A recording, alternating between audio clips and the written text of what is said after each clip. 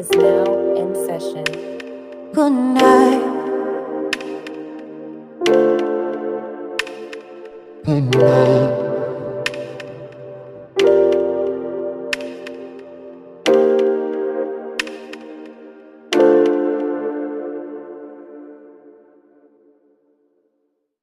Welcome everybody to our very first episode of Thereapy Sessions.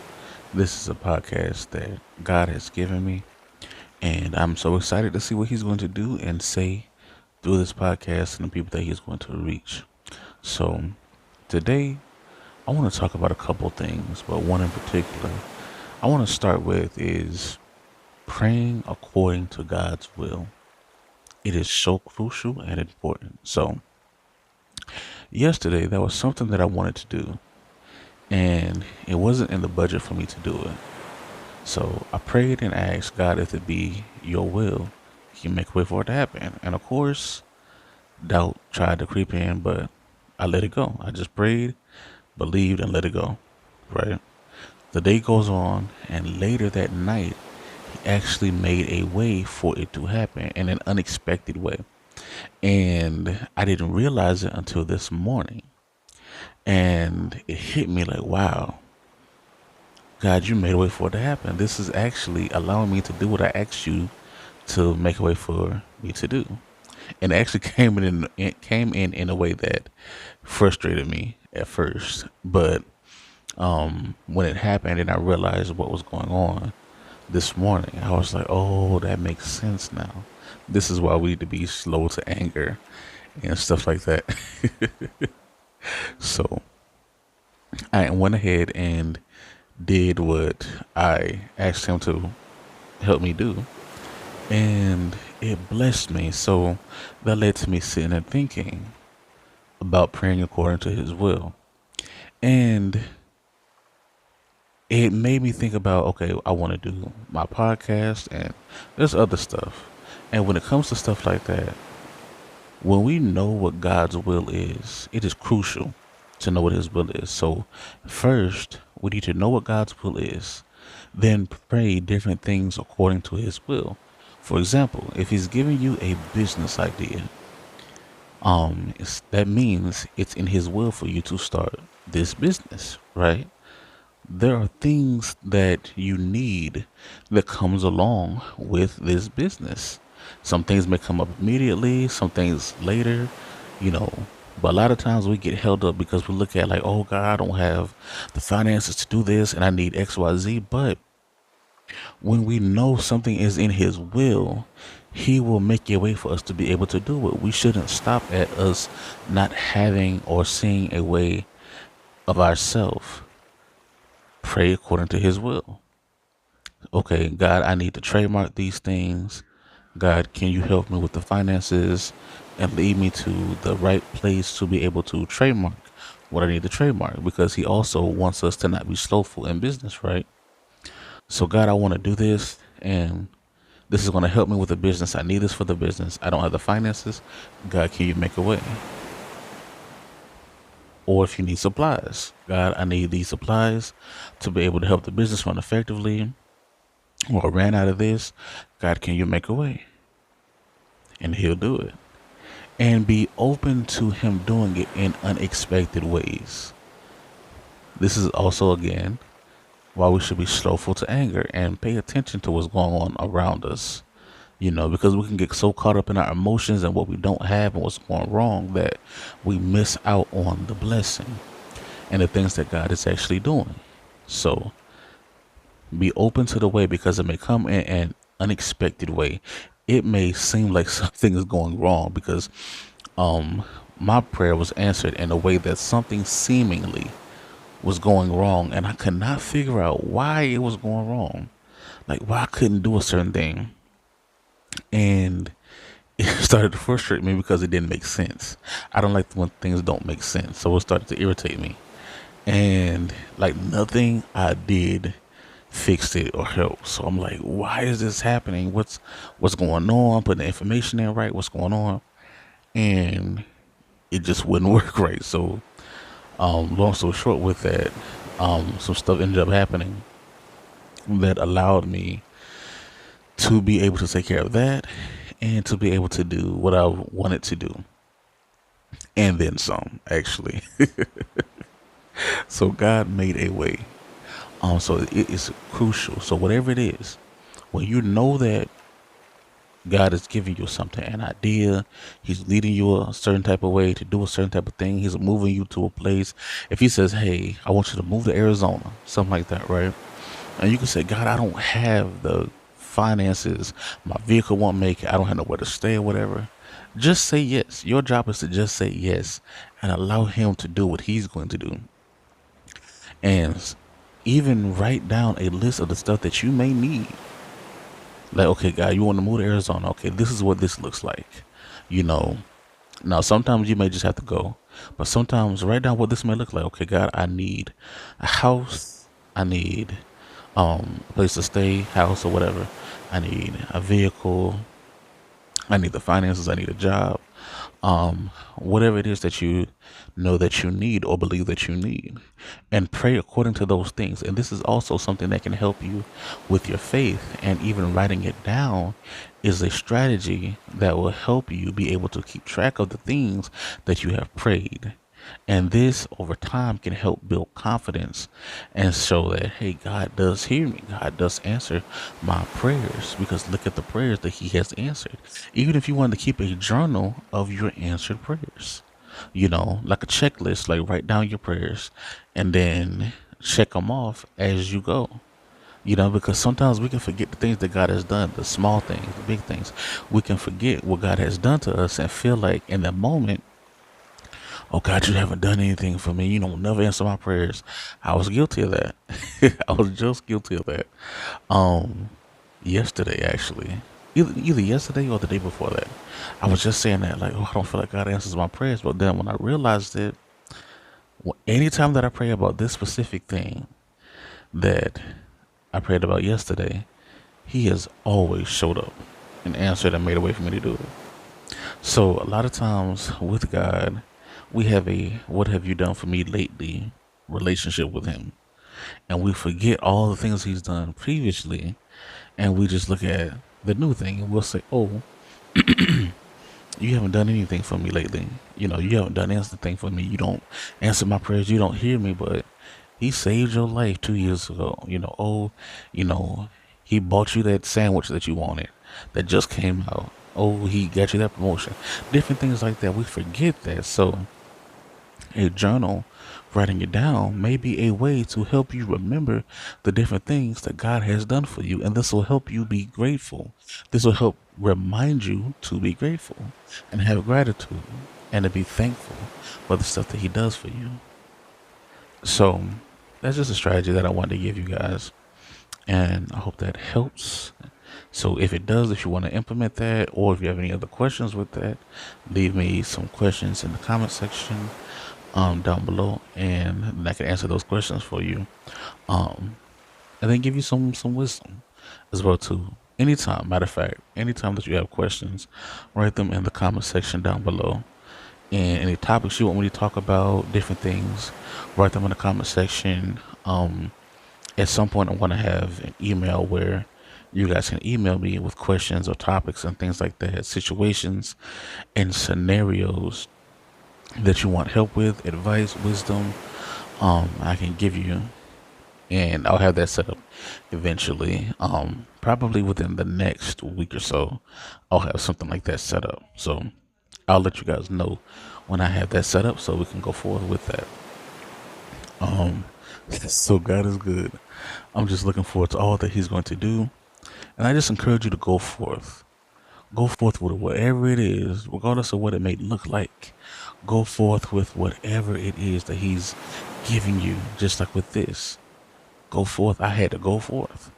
I don't overthink it. Don't sit and marinate on it too long. Just go forth. Just give God a yes. So the next topic I want to talk about.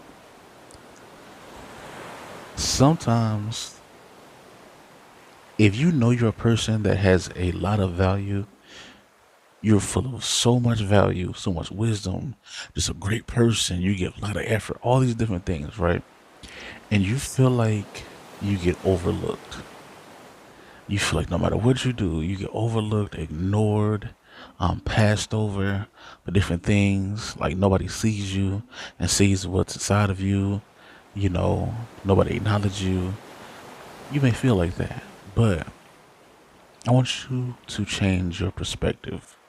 I really want to encourage you to change your perspective, right? Because it can lead to depression if you don't. It can really lead to depression and hurt, bitterness, jealousy, anger, different things like that. But I encourage you to change your perspective, right? Notice how God has placed a lot of the most valuable things underground. He has it buried. A lot of the most valuable things in the world are buried. They're hidden. And it takes a lot of work to get to them. Things such as gold, platinum, oil, diamonds, gems, rubies, different things like that, right? They're buried. And a lot of times, people are walking over wealth. They're walking right by wealth. They're sailing right over wealth. Immense wealth is right there. And a lot of times it takes more effort than the normal, your average person is willing to put forth to get to the wealth, the hidden treasure, the gem, right? Because just your regular person ain't finna do all the work it would take to dig for oil. You know, the regular person ain't gonna do, all that it would take to dig for diamonds in a diamond mine or dig for coal. Your average person isn't going to do that, right? They're not even going to know where to look. It takes a person who's intentional about doing it and doesn't mind doing the work. So it's the same thing with us. Sometimes God has us hidden in plain sight. You're not forgotten about, you're not overlooked, you're not passed by, you're hidden in plain sight. God has you separated for his purpose. Sometimes it's a way of protecting you because if they knew who you were, they would exploit you. And sometimes, though he doesn't want this to happen to you, he'll allow because you keep trying to put yourself out there before people, before his time, or in front of the wrong people. Sometimes he has to allow you to feel different hurts. And that should be a wake up call to say, hey, okay, let me stop trying to put myself out there because people, a lot of us who've been through this know what it feels like to be used and abused. But it wasn't enough to break and destroy us, right? He still kept us in his hedge of protection. But we keep trying and keep trying. But I want to encourage you that if people knew your true value, they would exploit it. They would exploit your gifts. They would exploit your finances. They would exploit your wisdom, your advice, your intellect. They would exploit your connections, your family. Everything that is valuable about you, people would exploit, and they still won't like or care or love you. They just want what you have to offer. So sometimes it's best that people didn't see you. It's best that people overlooked you. It's best that that person didn't marry you. It's best that that person wasn't your best friend. It's best that you didn't get that job or that promotion. Sometimes it's best that no or that hurt was what was best for us because it kept us hidden. It kept us hidden. And no, it doesn't feel good all the time. But when we really realize what's going on, especially in how the world is full of wickedness. The enemy comes to steal, kill, and devour. And that would have happened to us if God allowed us to be seen. So we should thank God and be thankful and change our perspective and say that, hey, okay, I'm not overlooked. I'm not neglected. I am hidden. I am buried treasure. I want you to look at yourself not as neglected, but as buried treasure. You are buried treasure. Everybody isn't supposed to see you. Now, sometimes God will uncover you, and in a time and place, He will allow the world to see you. Sometimes you may only need to be seen in a certain sphere of people, in a certain arena. But sometimes God will uncover you at appropriate and a due time. So appreciate God's covering of you. Also appreciate the people that God has allowed to see you. You may only have two or three friends. You may only have, a couple people, teachers or such, that see the true value that you hold. Be thankful for that. Be very thankful. Because those people that God allowed to see you, keyword, that God allowed to see you, they won't exploit you.